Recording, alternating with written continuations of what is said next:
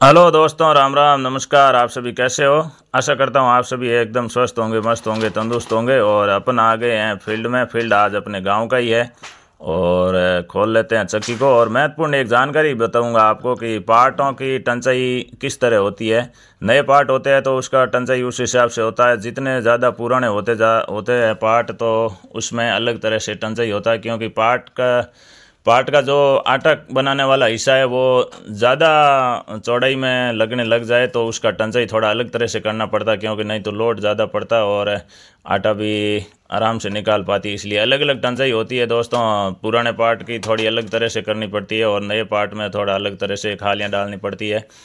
तो कर लेते हैं और आपको बताऊंगा जानकारी, लास्ट तक बने रहना। ये इस तरह आटा साफ कर लेते हैं। नीचे जितने भी आटा टंचाई करते हैं, रिपेयरिंग करते हैं, तब ये आटा होता है ना, ये पशुओं को कभी नहीं डालना चाहिए। इनको सीटियों को डाल देना ताकि पशुओं को कोई नुकसान हो कर देते हैं, क्योंकि इसमें जंग बहुत होता है आटे में। ये ख़राब आटा होता है, नीचे जो जमा हुआ पड़ा रहता है वो।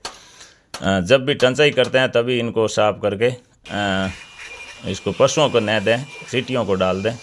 और कर लिया फर्स्ट क्लास साफ मोटर को भी। और थोड़ा साफ कर लेते हैं मोटर को, बहुत ज़्यादा कचरा फंसा हुआ है। शापट का जंग उतार लेते हैं और बैरिंग दोनों बाहर निकाल लिए हैं, उसको भी ग्रीस कर लेते हैं फर्स्ट क्लास।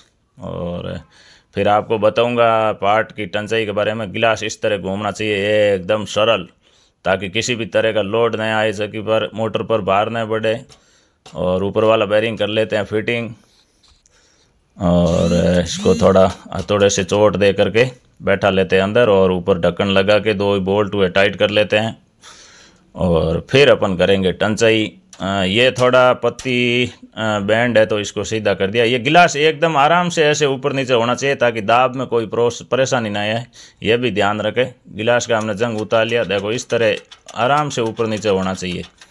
जब इस तरह आराम से होती है तो दाब में कोई दिक्कत नहीं आती। कितना सरल है इस तरह। और अब अपन कर लेते हैं टंचाई फर्स्ट क्लास ए नंबर टंचाई कर लेते हैं। पार्ट लगभग दोस्तों 50% तक ये यूज हो चुके हैं, तो 50% यूज करने के बाद इस तरह टंचाई करता हूं मैं। और बहुत ज़्यादा तेज़ी से भी निकालती है आटा और परेशानी भी नहीं आती है।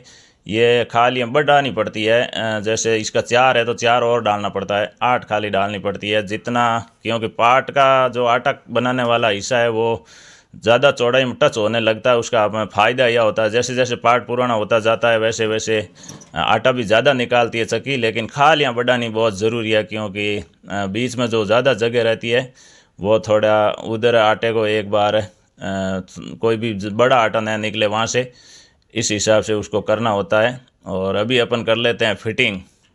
चक्की को पुली लगा लिया है मोटर के पुली वाले रेउल में और बेल्ट लगा के अपन कर लेते हैं फिट। ऊपर वाला पार्ट रख के तो रख लेते हैं और कर लेते हैं फिटिंग।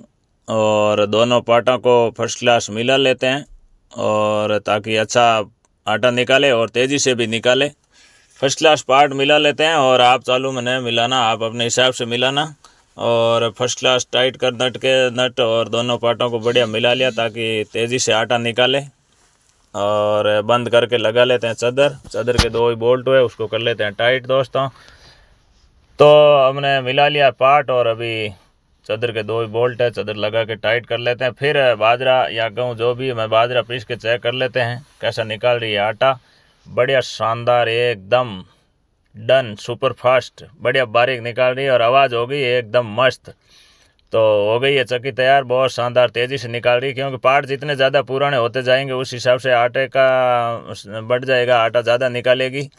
तो खालियाँ ज़रूरी होती है, उस हिसाब से डालनी पड़ती है जितना ज़्यादा पार्ट पुराना होता है। और ये है दोस्तों कूटी मशीन, हरा चारा काटने वाली कूतर मशीन। इसको मैंने 1 साल पहले तैयार किया था फर्स्ट क्लास।